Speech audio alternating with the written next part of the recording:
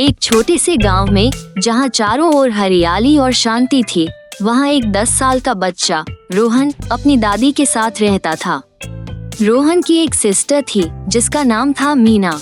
दोनों हर रोज नई नई चीजें सीखने और खेलने के लिए गांव के जंगल में जाते थे। लेकिन रोहन को किताबें पढ़ने का भी बहुत शौक था।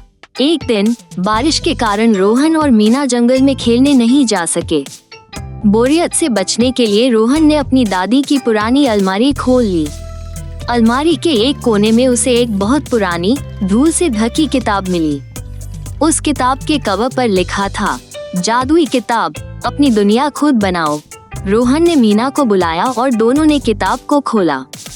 जैसे ही उन्होंने पहली पन्नी पलटी, कमरे की खिड़कियां अपने आप खुल गईं और एक हल्की सी सुनहरी रोशनी कमरे में भर गई।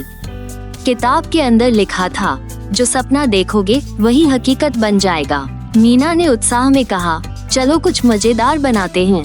रोहन ने सोचा और कहा, हम एक ऐसी जगह बनाएंगे जहां सब कुछ चॉकलेट और मिठाइयों से बना हो। उन्होंने किताब के पन्नों पर अपनी कल्पना लिखनी शुरू की। अचानक दोनों को एक जोरदार झटका महसूस हुआ और उन्होंने खुद को एक अलग दुनिया में पाया।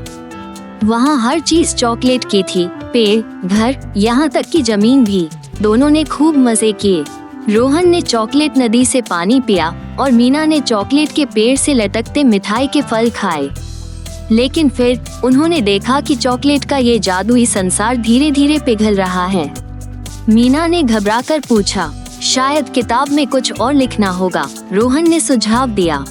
खतरा बढ़ता है। दोनों ने किताब खोली और उसमें लिखा, हमें एक सुरक्षित जगह ले जाओ। फिर से तेज रोशनी हुई और वे एक घने जंगल में पहुंच गए। लेकिन इस बार वहां एक अजीब सी आवाज गूंज रही थी, तुमने मेरी किताब को क्यों छुआ? एक बड़ा, डरावना लेकिन मजेदार दिखने वाला प्राणी उनके सामने प्रकट हुआ। वो बोगू था, किताब का रक्षक। उसने बताया कि यह किताब केवल जिम्मेदार बच्चों के लिए है, जो अपनी कल्पना का सही इस्तेमाल करना जानते हैं। बोगू ने उन्हें एक परीक्षा दी। तुम्हें अपनी कल्पना का उपयोग करके एक ऐसी दुनिया बनानी होगी जहां सब खुश रहें और कोई नुकसान न हो। रोहन और मीना ने मिलकर एक ऐसी दुनिया बनाई जहां लोग एक दूसरे की मदद करते हैं, पेड़ खूब सारे फल देते हैं और सभी जानवर खुश रहते हैं। बोगू ने मुस्कुराते हुए कहा, तुमने दिखा दिया कि तुम इस किताब के लायक हो। अब इसे संभाल कर रखना।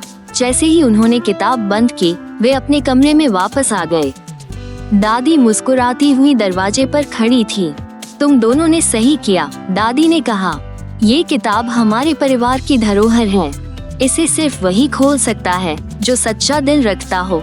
उस दिन के बाद रोहन और मीना ने सीखा कि जिम्मेदारी के साथ कल्पना का उपयोग करना कितना जरूरी है।